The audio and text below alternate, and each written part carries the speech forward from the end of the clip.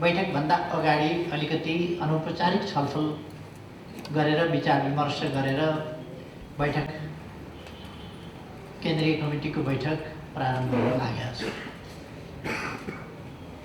विधान संशोधन सम्बन्धी प्रस्ताव तीनटै दस्तावेजहरूमाथि गहन अध्ययन गरेर गम्भीरतापूर्वक छलफल गरेर विचारहरू व्यक्त गरेर समूहगत छलफलद्वारा र आफ्नो टिम लिडर छानेर त्यसमार्फत विचारहरू उत्साहपूर्ण ढङ्गले प्रस्तुत गर्नुभएको छ। म खुसी व्यक्त गर्न चाहन्छु र कमरेडहरूको सक्रिय सहभागिताका लागि हार्दिक धन्यवाद भन्न चाहन्छु।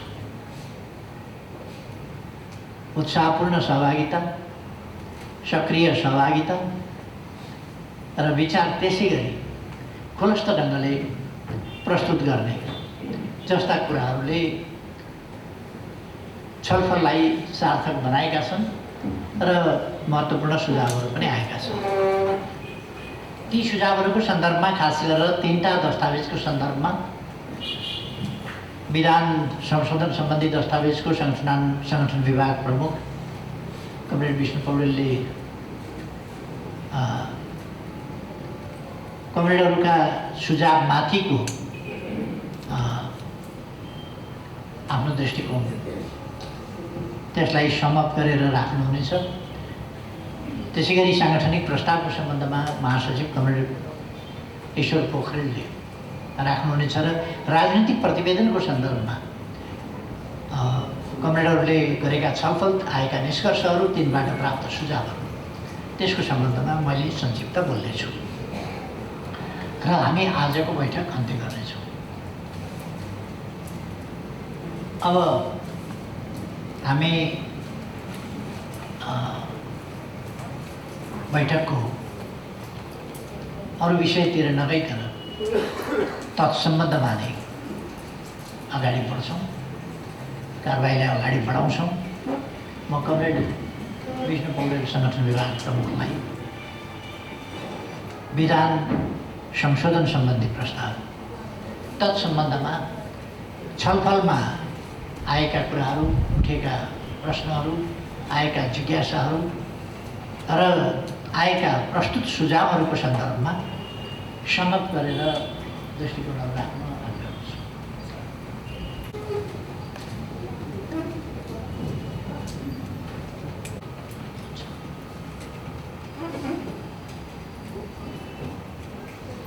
आदरणीय अध्यक्ष कमरेड, सहायता कमरेडहरू,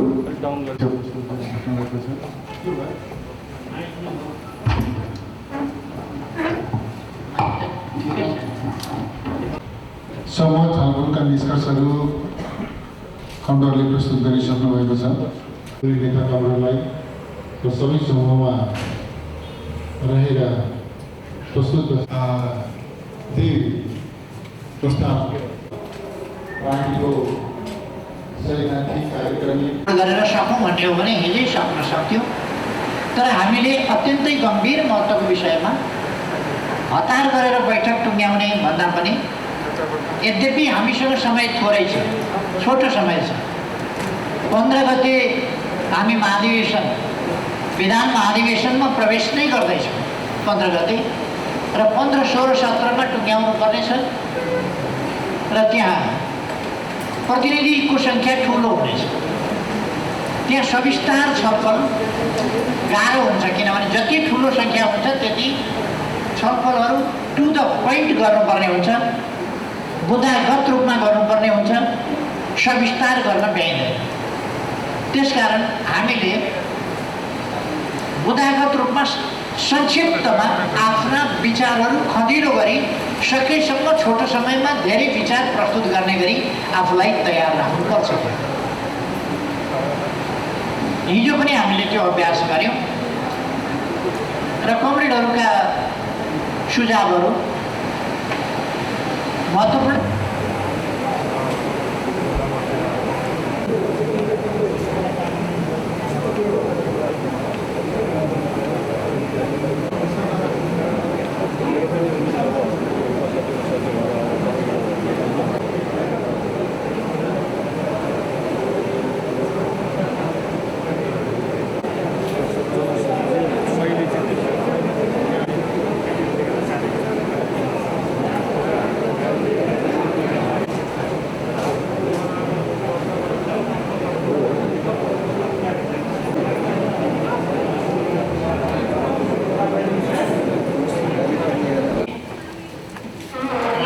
प्रतिवेदनले गरेका विश्लेषणहरू, अन्तर्राष्ट्रिय राष्ट्रिय परिस्थिति र अरू विविध विषयहरूमा मूलभूत विषयहरू राजनैतिक प्रतिवेदनले जुन उठाएको छ त्यस सम्बन्धमा कमरेडहरूले दृढ समर्थन गर्नुभएको छ। म यसमा खुसी व्यक्त गर्न चाहन्छु र कमरेडहरूलाई धन्यवाद भन्न चाहन्छु। केही विषयहरू जो धेरै ठुला आधारभूत विषयहरू होइन, त्यस्ता विषयहरूमा कमरेडहरूले थपघट सुझाव प्रस्तुत गर्नुभएको छ। तिनीहरूलाई अस्वीकार गरिरहनु पर्ने आवश्यकता छैन, तर तिनीहरूलाई समावेश गरेर गइनेछ। हामी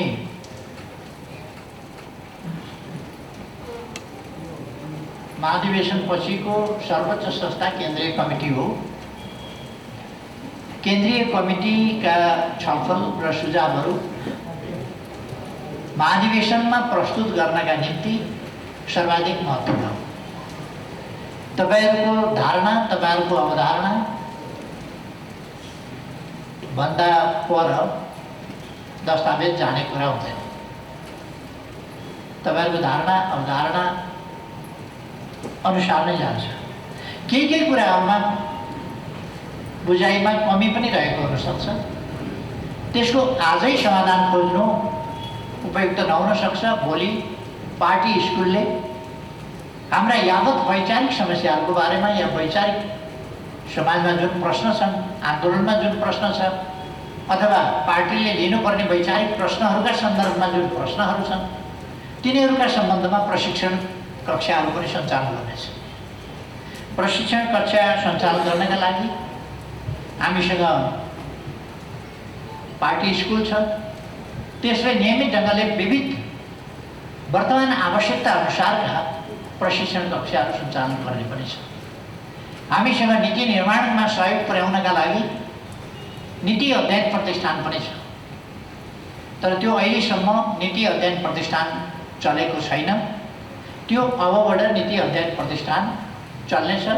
यो महाधिवेशन पछिदेखि अहिले अब महाधिवेशन त आइ नै सक्यो। आज 10 गते हो, 15 गते अब 4 दिन, 11, 12, 13, 14 चारवटा दिन बाँकी छ। त्यसपछि त हामी महाधिवेशनका हलमा हुनेछौँ। त्यसकारण अहिले अरू कुराहरू महाधिवेशन बाहेक अरू कुरातिर हामी ध्यान दिन सक्दैनौँ। अहिले महाधिवेशनमा हाम्रो सारा ध्यान हुन्छ। महाधिवेशनलाई एउटा विचारको, हाम्रो पार्टीको विचारको थलो, हाम्रो विचार कसरी अझ व्यवस्थित, अझ सङ्गठित, अझ वैज्ञानिक, अझ धारिलो ढङ्गले कसरी अगाडि लाने, महाधिवेशनले त्यही काम गर्नेछ। त्यसै गरेर हाम्रो सङ्गठनलाई विचार आधारित, अनुशासित, एकताबद्ध, सुदृढ, व्यापक र गतिशील सङ्गठनको रूपमा हामी कसरी लान्छौँ, त्यसमा महाधिवेशनले विचार गर्नेछ।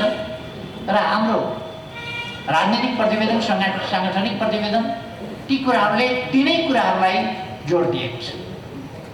र विधानले त्यस्तो विचार बोकेको त्यस्तो सङ्गठनलाई कस्ता विधि अन्तर्गत त्यसलाई बाँध्दैन सञ्चालन गर्ने, त्यो अराजक छरपष्ट नहोस्, त्यसका काम कारबाहीहरू विधिहीन नहुन्, विधिमा बाँधियो, विधिसम्मत हौ भन्नका निम्ति विधानले व्यवस्था गर्छ। महाधिवेशनका कामहरू तिनै हो।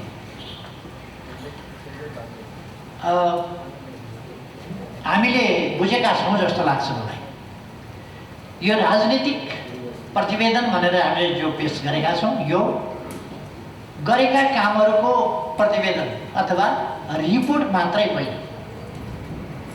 सामान्यतया प्रतिवेदन भन्दा गरेका कामहरूको रिपोर्टको रूपमा बुझिन्छ। तर हामीले बुझ्नुपर्छ, कहिले कहिले पोलिटिकल रिपोर्ट भनेको गरेका कामको फेरिस्त मात्रै होइन, गरेका कामको फेरिस्तभन्दा बढी त्यो पोलिटिकल रिपोर्ट भन्छौँ हामी। त्यसका कार्य प्रतिवेदन नभनेर राजनीतिक प्रतिवेदन भन्छौँ हामी। त्यो राजनीतिक प्रतिवेदनले हाम्रा विचारहरू, हाम्रा गन्तव्य के हो? हाम्रो गन्तव्य, त्यो गन्तव्यमा हामी कसरी पुग्न सक्छौँ? गन्तव्य निर्दिष्ट हुनुपर्छ। हामी त्यस गन्तव्यमा पुग्ने हाम्रा नीतिहरू के हो? हामी कस्ता इन्स्ट्रुमेन्टका साथ? विचारको प्रश्न आउँछ एकातिर, अर्कातिर इन्स्ट्रुमेन्टको प्रश्न आउँछ। औजारहरू, त्यो भनेको सङ्गठन, पार्टी सङ्गठन, जनवर्गीय सङ्गठन, पेसागत सङ्गठन, सामुदायिक सङ्गठन, अरू विभिन्न प्रकारका सङ्गठनहरू, स्थायी प्रकारका प्रकृतिका सङ्गठनहरू, अस्थायी प्रकृतिका सङ्गठनहरू, यी विभिन्न प्रकारका सङ्गठनहरू, यिनलाई कसरी तयार गर्ने, सशक्त बनाउने र प्रभावकारी ढङ्गले परिचालन गर्ने। अर्को मुख्य विषय आन्दोलनका यिनी हो। त्यसो गरिरहँदा हामीले समाजको वास्तविक अवस्था के हो, यथार्थ स्थिति के हो, त्यहाँको वर्गहरूको परिवर्तन भइरहेको स्थिति, समाजको परिवर्तन भइरहेको स्थिति, चेतनाको परिवर्तन भइरहेको स्थिति के हो, परिवर्तित सन्दर्भ के हो र अहिलेको अवस्थामा वर्गहरू कस्ता कस्ता छन्, वर्गका प्रतिनिधि शक्तिहरू कस्ता कस्ता छन्, तिनका हितहरू, तिनका इन्ट्रेस्ट, स्वार्थहरू कसरी प्रतिबिम्बित भइरहेका छन्, यी पक्षहरू। अर्को कुरो, ठुला ठुला देशहरूमा पनि बाह्य शक्तिहरूले हात हाल्ने कुराहरू हुन सक्छ, हुन्छ नै। ठुला ठुला देशहरूमा पनि भने हाम्रो जस्तो सानो देशमा आफ्ना इन्ट्रेस्ट, आफ्ना रुचि, आफ्ना स्वार्थ, ती कुराहरूलाई हेरेर त्यस अनुसार बनाउनका लागि बाह्य शक्तिहरूले पनि हात हालेका हुन्छन्। कस्ता कस्ताले कति मात्रामा कुन ढङ्गले हात हालेका छन् र त्यसको समाधान हामी कसरी दिन्छौँ, त्यस्ता कुराहरूलाई रोक्छौँ कसरी, न्यूनीकरण गर्छौँ कसरी, रोक्छौँ कसरी, र हाम्रा राष्ट्रिय हितहरू, राष्ट्रिय स्वाधीनता, जसभित्र बाह्य हस्तक्षेपका कुनै पनि रूपलाई हामी अस्वीकार गर्ने कुरा कसरी गर्छौँ। हाम्रो आन्दोलनका विषयहरू यिनै हो। कस्ता कस्ता शक्तिलाई सङ्गठित गरेर हामी कसरी कसरी अगाडि बढ्छौँ, यिनै हो। वर्ग विश्लेषण, वर्ग शक्तिहरूको प्रतिनिधि शक्तिहरू, वर्ग आफै वर्गको रूपमा मात्रै प्रस्तुत हुँदैन, त्यसका शक्तिहरू अगाडि बढ्छन्, त्यसका प्रतिनिधि शक्तिहरू, प्रतिनिधि पात्रहरू हुन्छन्, प्रतिनिधि शक्तिहरू हुन्छन्, प्रतिनिधि प्रवृत्तिहरू हुन्छन्, प्रतिनिधि त्यसका अरू क्रियाकलाप हुन्छन्। ती सबैलाई हामीले ठिक ढङ्गले बुझ्न पर्दछ र हाम्रो प्रतिवेदनले स्वाभाविक रूपमा यसका लागि विगतको मूल्याङ्कन गर्दछ। विगतमा हामी सरकारमा भएको, कहीँ सरकारमा भएको, कहीँ सरकारमा नभएको, अहिले पनि हामी केही ठाउँमा सरकारमा छौँ, केही ठाउँमा छैनौँ, केन्द्रीय सरकारमा छैनौँ। केन्द्रीय सरकारमा नभएकोलाई सरकारमा भएको साधारणतया हुँदैन।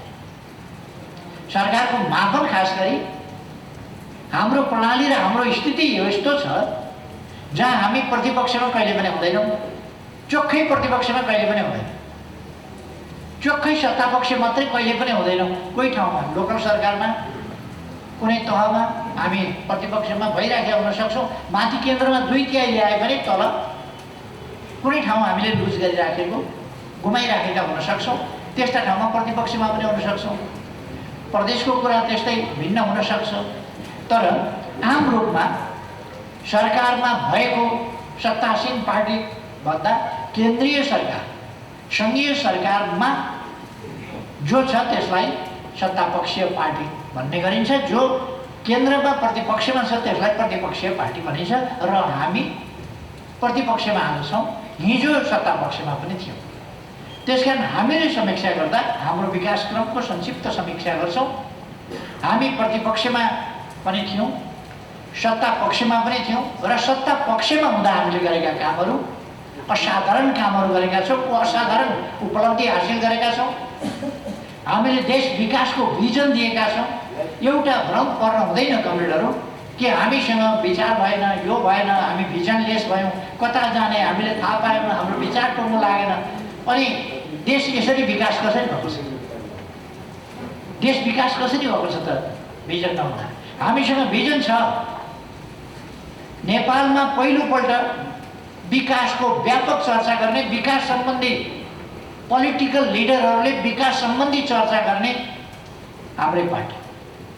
विकास सम्बन्धी भिजन, हामीसँग राष्ट्रियता सम्बन्धी भिजन छ, हामीसँग लोकतन्त्र सम्बन्धी आफ्नो भिजन छ र उन्नत भिजन छ, व्यवस्थित भिजन छ। हामीसँग विकास सम्बन्धी, सुशासन सम्बन्धी, सामाजिक न्याय समानता सम्बन्धी, समाजका समस्याहरू समाधान गर्ने सम्बन्धी हामीसँग भिजन छ, हामीसँग दृष्टिकोण छ र हामीले ती दृष्टिकोणहरू व्यवस्थित ढङ्गले प्रस्तुत गरेका छौँ। हरेक विषयमा हाम्रा दृष्टिकोणहरू व्यवस्थित छन्। शिक्षा सम्बन्धी हाम्रा नीतिहरू, स्वास्थ्य सम्बन्धी हाम्रा नीतिहरू, मानव विकास सम्बन्धी हाम्रा नीतिहरू, तीनै नीतिहरूको प्रतिफलस्वरूप त मानव विकास सूचकाङ्कमा हामी उल्लेख्य ढङ्गले अगाडि बढेका छौँ। सुशासनको सम्बन्धमा, सामाजिक लोक कल्याणकारी राज्यको अवधारणाको सम्बन्धमा, समाजप्रति राज्यको उत्तरदायित्वको सम्बन्धमा हाम्रा कन्स्ट्यान्ट नीतिहरू छन्। अगाडिदेखि त्यसलाई हामीले अझ विकसित र परिमार्जित गरेका छौँ। यी नीतिहरू विकसित र परिमार्जित गरेका छौँ हामीले। त्यसकारण हिजोभन्दा कतिपय कुरा सरकारमा नहुँदा प्रतिपक्षमा हुँदाका विषयहरू र सरकारमा गएपछि विषयहरू, सरकार सञ्चालन गर्नुपर्ने हाम्रो अभिभारा र हामीले तोकेर निर्दिष्ट गरेका अभिभारा पुरा गर्ने तयारी, त्यसका निम्तिका अरू नीतिहरू, कार्यक्रमहरू, ती कार्यक्रम कार्यान्वयन गर्ने आवधिक योजनाहरू, ती योजनाहरूका विषयगत र योजनागत लक्ष्यहरू, ती सबै निर्दिष्ट गरेका छौँ र हामीले त्यसै अनुसार देशलाई अल्प विकसितबाट विकासशीलमा सिफारिस गर्ने बिन्दुमा पुर्याएका छौँ। 14वटा विकास सूचकाङ्कमा हामी उल्लेख्य प्रगति गरेर अगाडि बढेका छौँ र अरू थुप्रै कुराहरूमा पनि इन्टरनेसनल्ली हामी अब दिगो विकास लक्ष्य समयभित्र पुरा गर्ने भनेर हामी तीव्र गतिले अगाडि बढिरहेका थियौँ। तर त्यसमा अलिकति कोभिडले हामीलाई धक्का दियो यो 2 वर्ष। तर पनि हामीले धेरै सर्वनाश हुन दिएन। हामीले असाधारण काम गरेका छौँ। यत्रो कोभिडको महामारी केही पनि नभएको स्थितिबाट स्वाब टेस्ट पनि पहिलो टेस्ट हङकङमा गराएको अवस्थाबाट हामी आज यति सुदृढ ठाउँमा पुगेका छौँ। लगभग भन्ने हो भने बाँकी आधुनिक विकसित विश्व पनि जहाँनिर पुगेको छ त्यो ठाउँमा कोभिडको मुकाबलाको सन्दर्भमा हामी लगभग त्यो स्थितिमा पुगेका छौँ। लगभग त्यो स्थितिमा पुगेका छौँ। इजरायल जस्ता देशले घोषणा गरेका थिए, सिङ्गापुर जस्ता देशले फ्री भनेर घोषणा गरेका थिए। फेरि अर्को लहर आउँदाखेरि हाम्रोभन्दा अलिक कमजोर हालत नै छ अहिले सिङ्गापुरको पनि भन्ने हो भने। सिङ्गापुरको जनसङ्ख्या हाम्रोभन्दा धेरै कम छ, तर मृत्युदर र सङ्क्रमितको सङ्ख्या हाम्रो जति नै छ। हाम्रो जति नै सङ्क्रमितको सङ्ख्या, तर जनसङ्ख्या हाम्रोभन्दा धेरै कम। त्यसले हाम्रो स्थिति हामीले धेरै सम्हालेका छौँ भन्नुपर्छ। हाम्रो मेहनतले नै यो सम्हालिएको हो। त्यसकारण म कमरेडहरूलाई भन्न चाहन्छु, हामीले विगतको समीक्षा गरेका छौँ, हाम्रो कामको पनि समीक्षा गरेका छौँ, संक्षिप्तमा गर्न पनि पर्छ। यो नयाँ अभ्यास एउटा समाजवादी प्रणाली अन्तर्गत होइन, एउटा रिभोल्युसनबाट आएको, रिभोल्युसनरी चेन्जपछि आएको, सत्ता परिवर्तनपछि आएको अवस्थामा होइन, एउटा सङ्क्रमणकालीन ढङ्गले शान्तिपूर्ण बाटोबाट जनताको अभिमतबाट आएको, प्रतिस्पर्धात्मक राजनीतिबाट आएको पार्टीले कसरी प्रतिस्पर्धा गर्नुपर्छ, विकास कसरी गर्नुपर्छ आदि पक्षहरू हाम्रा निम्ति पनि नयाँ हो र दुनियाँका निम्ति पनि यो एउटा मार्गदर्शन। बाँकी दुनियाँले पनि यस्ता कुराहरूबाट हामी सिकाउने दाबी गर्दैनौँ। सिकाउने दाबी गर्दैनौँ, तर धेरैले सिक्नुपर्ने अवस्थामा चाहिँ हामीले पुर्याएका छौँ। हाम्रा उपलब्धिहरू धेरैले सिक्नुपर्ने अवस्थामा पुर्याएका छौँ। हामीले खास गरी परिवर्तनकारी शक्तिहरूले त सिक्नै पर्ने अवस्थामा पुर्याएका छौँ। अब उपलब्धिबाट नसिक्ने हो भने पराजयबाट र हारबाट मात्रै सिक्ने, विनाशबाट मात्रै सिक्ने, उपलब्धिबाट नसिक्ने भन्ने हो त त्यो बेला। तर सिक्ने केबाट भन्दाखेरि मुख्य रूपमा उपलब्धिबाट, नकारात्मक शिक्षाका रूपमा क्षतिहरूबाट, पराजयबाट, कमी कमजोरीबाट पनि सिक्नुपर्छ। तर मुख्य रूपमा सिक्ने चाहिँ के भन्दा सकारात्मक कुराबाट, उपलब्धिहरूबाट, सफलताबाट सिक्ने हो मुख्य। हामी सफलतापूर्वक अगाडि बढेका छौँ। कमसेकम सफलतापूर्वक अगाडि बढेका छौँ भन्ने कुरा अहिले एकछिन हामीले केही कारणले, कुनै कारणवश धक्का खायौँ भन्दैमा, अलिकति सेटब्याक भयो भन्दैमा, प्रतिपक्षको भूमिकामा गयौँ भन्दैमा, प्रतिपक्षको भूमिकामा त पहिलोपल्ट हामीले सरकार बनायो। संविधान बनेपछि पहिलोपल्ट सरकार बनायौँ। हामी सरकारबाट हटाइएका हौँ सरकारबाट, तर हामीले त्यसलाई एकछिन धक्का दिए जस्तो। तर त्यस कुराले हामीलाई खासै नोक्सान भएन। हामी सम्हालिएर अगाडि बढ्न सक्यौँ। फेरि पनि हामी सम्हालिएर अगाडि बढ्न सक्छौँ। त्यो हाम्रो विचारको हिसाबले सक्छौँ, सङ्गठनको हिसाबले सक्छौँ, हाम्रा विगतका कामहरूको हिसाबले सक्छौँ। हामीले जनतामा भन्ने कुरा कसरी भोट माग्न जाने होला भन्ने स्थिति छैन। हामीले के गरेका छौँ र भन्ने स्थिति छैन। हामीले गरेका छौँ, केही नगरेका, खराब काम मात्रै गरेका, राम्रो एउटै पनि नगरेका, विध्वंस मचाएर नकारात्मक काम गरेर हिँड्ने त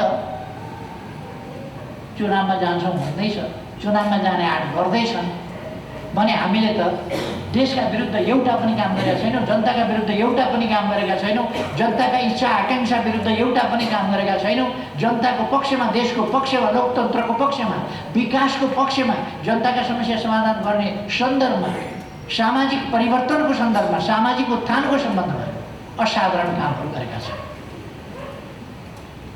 यो कुराहरूको झलक प्रतिवेदनमा छ, जसलाई कमरेडहरूले खुलेर समर्थन गर्नुभएको छ। म धन्यवाद भन्न चाहन्छु। स्वाभाविक रूपमा राजनीतिक प्रतिवेदनमा विगतको मूल्याङ्कन हुन्छ, अहिलेको अवस्थाको यथार्थ चित्रण हुन्छ, परिस्थितिको विश्लेषण हुन्छ, तर भविष्यको गन्तव्य के हो र त्यस गन्तव्यमा पुग्नका लागि गन्तव्य तोकिएको हुन्छ, तोक्न पर्दछ र त्यसमा जानका लागि दिशा निर्देश गरिएको छ। यस बाटोबाट जानुपर्छ, यो नीतिका साथ जानुपर्छ, यस्ता कार्यक्रमका साथ जानुपर्छ। मुख्य कुरा यो, यी कुराहरूमा हाम्रा कमीहरू छैनन्। हामी स्पष्ट गन्तव्य तोकेका छौँ। त्यसलाई राजनीतिक भाषामा समाजवादको गन्तव्य भनेका छौँ, पहिले जाने समाजवाद उन्मुख कार्यक्रम भनेका छौँ, निर्दिष्ट छ। त्यसका लागि के गर्नुपर्छ, तपसिलका कुराहरू हामीले गरेका छौँ। तपसिलमा के गर्नुपर्छ ती तपसिलका कुराहरू हामीले गरेका छौँ। त्यसकारण हामीले नबुझिने खालका बहस होइन, बुझिने खालका बहस, बुझिने खालका छलफल, बुझिने गन्तव्य, त्यस्तो हामीले भनेको समाजवाद भनेको के हो भन्दा समृद्ध नेपाल, सुखी नेपाली।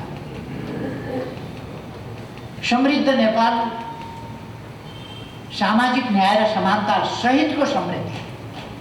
समृद्ध नेपाल भनेको पर क्यापिटा इन्कमबाट मात्रै होइन, समृद्ध नेपाल भनेको जीडीपी, ग्रस डोमेस्टिक प्रोडक्ट, त्यसबाट मात्रै होइन हेर्ने, जनताको जीवनस्तरमा आएको परिवर्तन, जनताको जीवनमा आएको परिवर्तन, उनमा हासिल भएको समृद्धि, त्यसमा हेर्नुपर्दछ। र इन एभरेज होइन, हरेक व्यक्तिमा। हाम्रो एटिट्युड पुँजीवादी एटिट्युड होइन। केही मान्छेले कमाउने, ग्याप बेसरी हुने, धनी धनी हुँदै जाने, गरिब गरिब हुँदै जाने, पर क्यापिटा इन्कम कति पुग्यो, यति पुग्यो, सडकमा भिखमङ्गा छँदैछन्, खान नपाएका छँदैछन्, सडक बालबालिका छँदैछन्, बुढाबुढी भेषाहारा छन्, भन्दा अपाङ्गता भएका शारीरिक अशक्त व्यक्तिहरू त्यस्ताको त्यस्तै छन्। तर पर क्यापिटा इन्कम अनि जिडिपी यिनीहरू हेरेर यसका आधारमा चाहिँ समृद्धि हासिल गर्ने, तर मानवीय पीडा, मानवीय दुःख, मानवीय कष्ट, मानवीय आँसु फेरि छँदैछ एक स्थानमा। सानो पनि हिस्सामा मानवीय कष्ट हुनु, मानवीय पीडा हुनु उचित होइन। त्यसकारण हामी सामाजिक न्यायको कुरा गर्दछौँ, उत्पादकत्व मात्रैको कुरा होइन, वितरणको पनि कुरा गर्दछौँ। यसै कारण कमरेडहरूले सजगतापूर्वक नै कुराहरू उठाउनु भएको छ। समाजको सबै हिस्सा, कोही पनि पछाडि नपरोस् है, वर्ग, जाति, समुदाय, क्षेत्र कोही पनि पछाडि नपरोस् है। हरेकले वितरणमा, उपलब्धिमा, राष्ट्रिय लाभमा, फाइदामा आफ्नो हिस्सा महसुस गरोस्। त्यो हिस्साले आफूलाई समृद्ध बनाएको अनुभूत गर्न सकोस्, यो हुन सकोस् भनेर कमरेडहरूका सुझावहरू आएका छन्। सुझावहरूको म खालि चुरो कुरा मात्रै भनिराखेको छु, अरू कुरामा जाने भन्दा हामीले समाजका वर्गहरूको विश्लेषण, वर्गहरूका प्रतिनिधिको विश्लेषण, वर्गका राजनीतिक प्रतिनिधि, तिनका व्यवहारिक प्रतिनिधि, ती प्रतिनिधिहरूको अभिव्यक्ति कसरी अभिव्यक्त भएको छ, त्यो उनीहरूको इन्ट्रेस्ट कसरी अभिव्यक्त भएको छ, ती कुरा अवश्य नै हामीले राष्ट्रिय पुँजीको विकास गर्नुपर्दछ। दलाल पुँजीलाई प्रोत्साहित होइन, हतोत्साहित गर्नुपर्दछ, त्यसलाई नियन्त्रित गर्नुपर्दछ र त्यो राष्ट्रिय पुँजी विकासका लागि र उत्पादक शक्तिहरूको विकासका लागि पनि अनुकूल हुँदैन।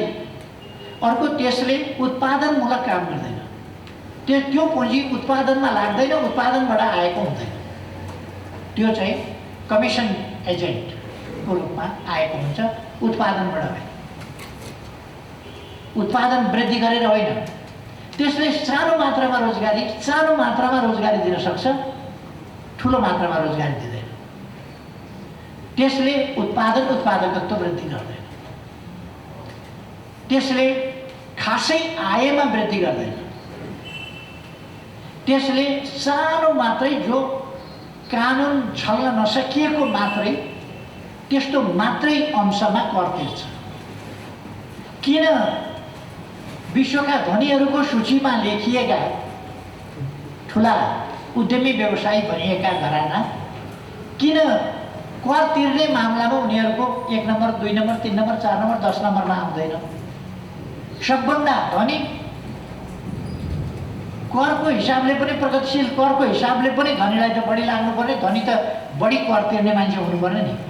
धनीमा उर्लिँदै गएको छ, झन् थुप्रिँदै गएको छ, राज्यलाई कर चाहिँ त्यस अनुसारको कर त छैन।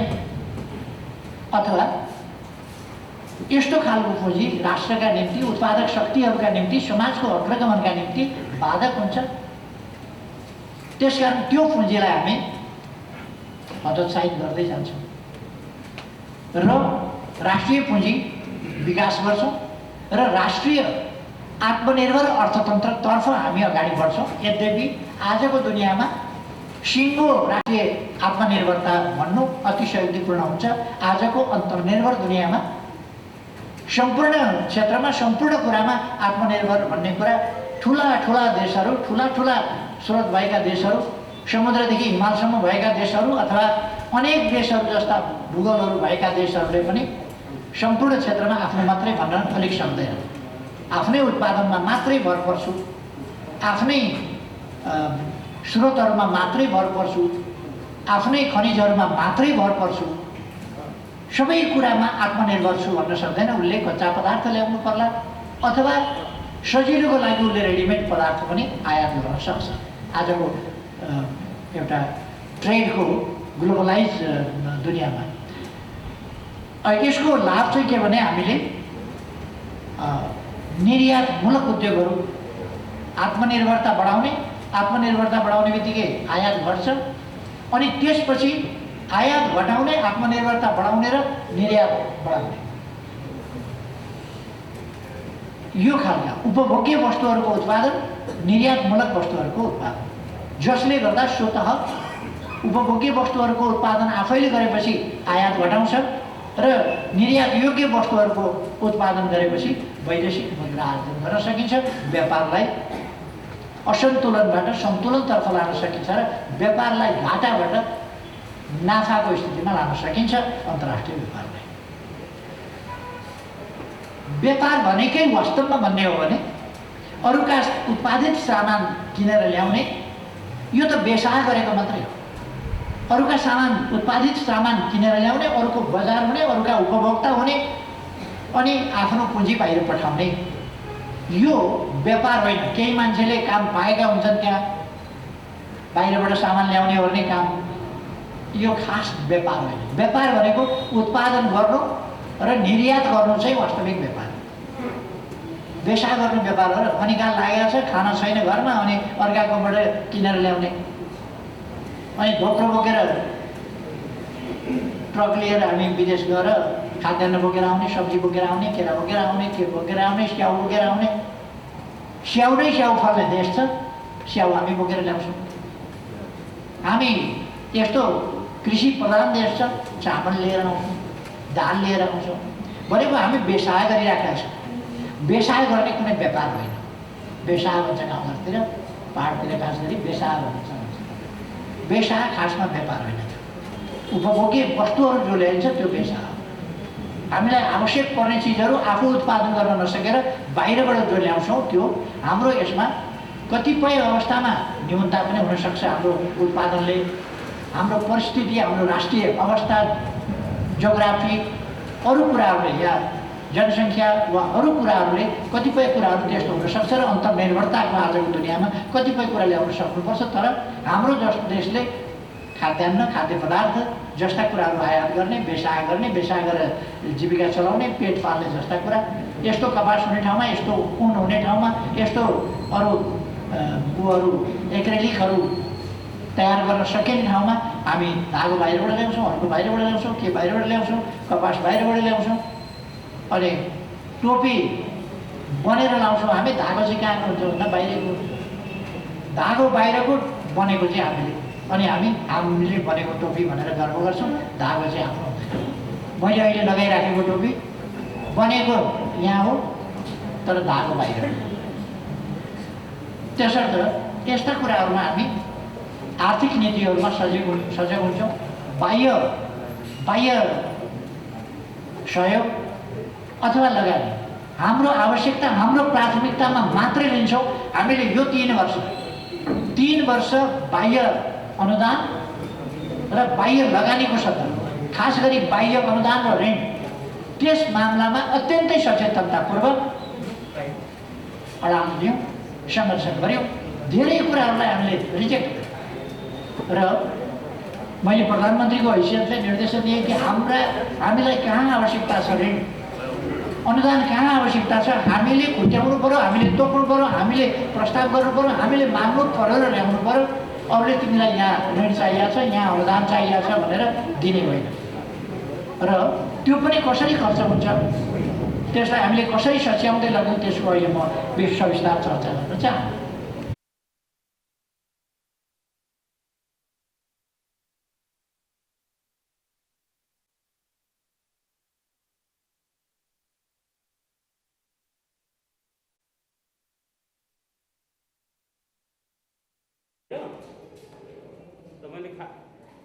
गाडी भेटे होइन, आवश्यक उचित कुराहरू पनि छन्, तर त्यसमा चाहिँ नपुगेका केही आधारभूत कुराहरू पनि छन् भन्ने मेरो भनाइ हो।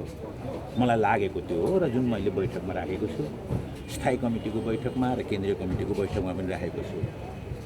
3टा कुरामा खास गरी अहिले कम्युनिस्ट आन्दोलनले जुन धक्का खाएको छ, यो धक्का सानोतिनो छैन।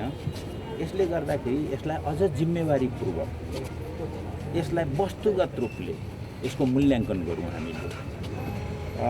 यसमा हाम्रै पनि के कमी भएका हुन् त्यसबारेमा पनि हामी नलुकाइकन दुनियाँको सामने भन्न सक्नुपर्छ। एउटा क्रान्तिकारी पार्टीले, फेरि उठ्ने मुलुकको जिम्मेवारी बोक्ने पार्टीले कुराहरू लुकाउनु हुँदैन भन्ने एउटा मुख्य कुरा मैले राखेको।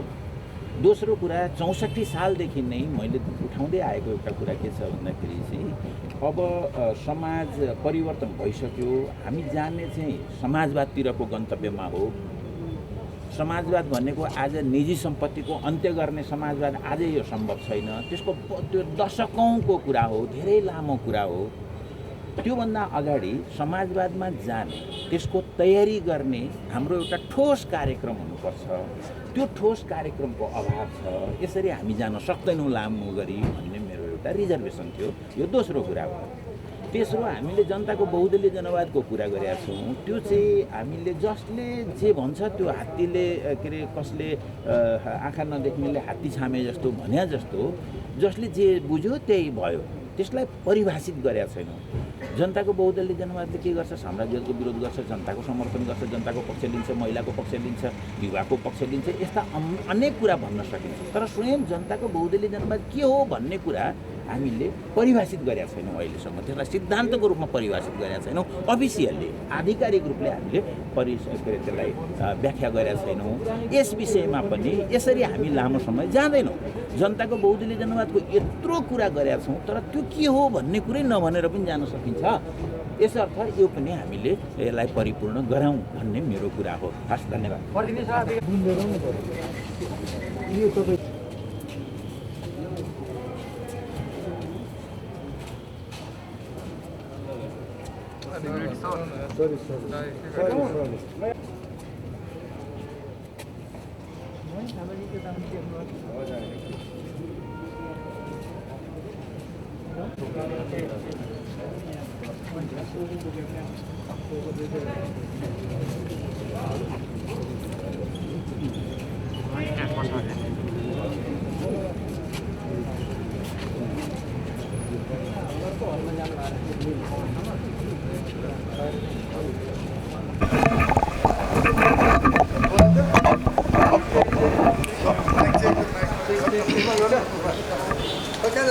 यहाँ छ, ठिक छ। Check check check check mic check check mic check check check check. Nepal communist party एमालेको केन्द्रीय कमिटीको बैठक आगामी विधान राष्ट्रिय महाधिवेशनको तयारीको सिलसिलामा यही असोज 8 गतेबाट सुरु भएको थियो र आज त्यो बैठक सम्पन्न भएको छ। बैठकले विधान राष्ट्रिय महाधिवेशनमा पेश गर्ने 3वटा प्रतिवेदनहरूलाई बैठकले पारित गरेको छ। त्यसमा एउटा राजनीतिक प्रतिवेदन छ जो अध्यक्ष कमरेड स्वयंले बैठकमा पेश गर्नुभएको थियो र उहाँले नै राष्ट्रिय महाधिवेशनमा विधान महाधिवेशनमा पेश गर्नुहुनेछ। त्यस्तै महासचिव कमरेडले सङ्गठन निर्माणसँग सम्बन्धित भएर यो समग्र गएको समयको सङ्गठनको समीक्षा गर्दै सङ्गठन सम्बन्धी प्रस्ताव उहाँले पेश गर्नुभएको थियो महासचिवले, र त्यो प्रतिवेदनलाई पनि यसले पास गरेको छ। त्यस्तै पार्टीका उपमहासचिव कमरेड विष्णु पौडेलले विधान संशोधन सम्बन्धी प्रस्ताव प्रस्तुत गर्नुभएको थियो र त्यसलाई पनि बैठकले आवश्यक परिमार्जनसहित सुझावसहित पास गरेको छ। र अब हाम्रो पार्टी नेकपा एमाले यो विधान महाधिवेशनमा प्रस्तुत हुने दस्तावेजहरूलाई विधान महाधिवेशनका प्रतिनिधिहरूको बिचमा पुनः हामी छलफल गर्छौँ र यो विधान महाधिवेशन यही असोज 15 गते 11 बजे ललितपुरको गोदावरी स्थित सनराइज हलमा यसको उद्घाटन हुनेछ र त्यहाँ 3 दिनसम्म हामी छलफल गर्नेछौँ र देशभरबाट आएका करिब 5000 प्रतिनिधिहरूले यो विधान महाधिवेशनमा भाग लिनुहुनेछ र कतिपय प्रतिनिधिहरू प्रवास कमिटीहरूबाट पनि विभिन्न अरू देशहरूमा विदेशमा काम गर्ने हाम्रो पार्टीका कमिटीहरू छन्, ती कमिटीबाट पनि उहाँहरूले भाग लिनुहुनेछ र यसको कुल सङ्ख्या सम्पूर्ण अहिले हामीसँग आइसकेका छैन। तर जुन मापदण्ड हामीले बनाएका छौँ प्रतिनिधित्वको, त्यो मापदण्ड हेर्दा 5000 को सङ्ख्यामा हुने सम्भावना हामी देखिरहेका छौँ। त्यसमा अस्ति पनि हामीले भनेकै छौँ केन्द्रीय कमिटीका सबै पदाधिकारी सदस्यहरू, त्यस्तै केन्द्रीय निकायका सबै पदाधिकारी सदस्यहरू केन्द्रीय निकाय भन्नाले अनुशासन आयोग, लेखा आयोग, निर्वाचन आयोग, त्यस्तै केन्द्रीय सल्लाहकार परिषद, ज्येष्ठ कम्युनिस्ट मञ्चका सबै कमरेडहरूले यसमा भाग लिनुहुनेछ। त्यस्तै प्रदेश कमिटीका सम्पूर्ण सदस्यहरूले यसमा भाग लिनुहुनेछ। त्यसै गरी प्रत्येक केन्द्रीय विभागबाट सचिवसहित 5 जनाले यसमा भाग लिनुहुनेछ। प्रत्येक घोषित जनसङ्गठनबाट जनसङ्गठनका केन्द्रीय पदाधिकारी र वरिष्ठ सदस्यहरूमध्येबाट 10 जना साथीहरूले यसमा भाग लिनुहुनेछ। प्रत्येक जनसङ्गठनबाट 10 जना। जिल्ला कमिटीका पदाधिकारीहरूले यसमा भाग लिनुहुनेछ र प्रत्येक जिल्लामा निर्वाचन क्षेत्रबाट 1 जना महिला अनिवार्य हुने गरी 2 जना साथीहरूले यसमा भाग लिनुहुनेछ भने प्रत्येक जिल्लाबाट 1 जना दलित सदस्यले अनिवार्य यसमा भाग लिनुहुनेछ। त्यस्तै यसमा प्रतिनिधि सभाका सदस्यहरू, राष्ट्रिय सभाका सदस्यहरू, प्रदेश सभाका सदस्यहरू, जिल्ला समन्वय समितिका प्रमुख र उपप्रमुखहरू तथा पालिकाका प्रमुख र उपप्रमुखहरू जो पार्टीको सदस्य हुनुहुन्छ उहाँहरूले पनि यसमा प्रतिनिधिको रूपमा भाग लिनुहुनेछ।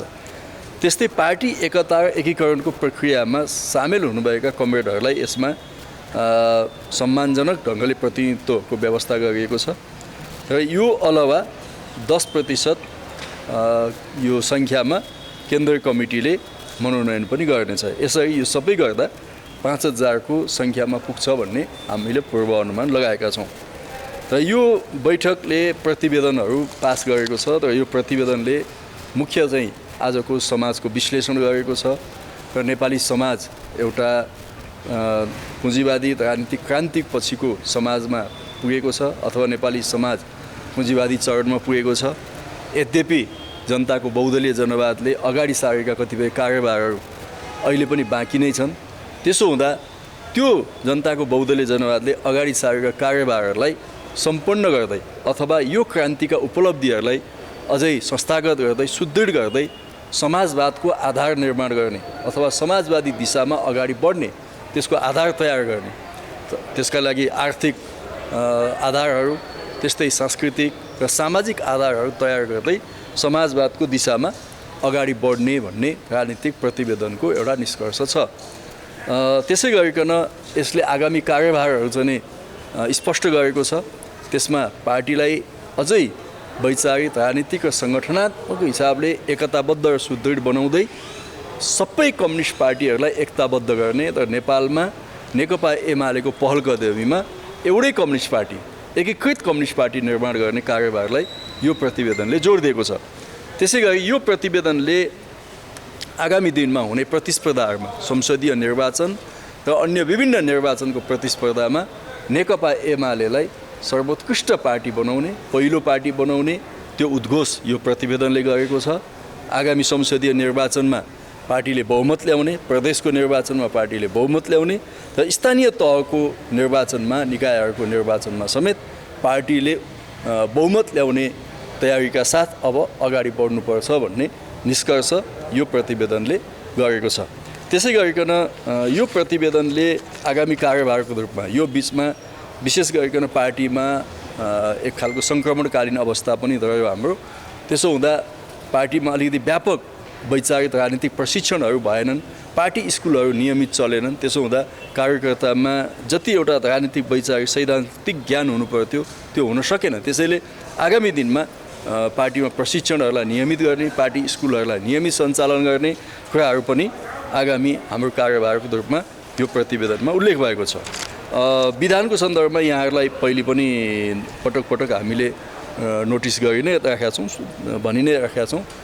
तिनै कुराहरू नै यो विधानमा हामीले समावेश गरेका छौँ र मूलतः पार्टीभित्रको एउटा आन्तरिक लोकतन्त्रलाई मजबुत बनाउने, प्रतिस्पर्धाका नाममा हुने पार्टीको समूहबन्दी, गुटबन्दी जस्ता कुराहरूलाई निरुत्साहित गर्ने र पार्टीमा योग्यता, क्षमता, उसको कामको आधारमा कार्यकर्ताको मूल्याङ्कन गर्ने, त्यसको आधारमा जिम्मेवारीहरू दिने कुराहरू पार्टीको सङ्गठनात्मक प्रस्ताव र विधानमा हामीले उल्लेख गरेका छौँ।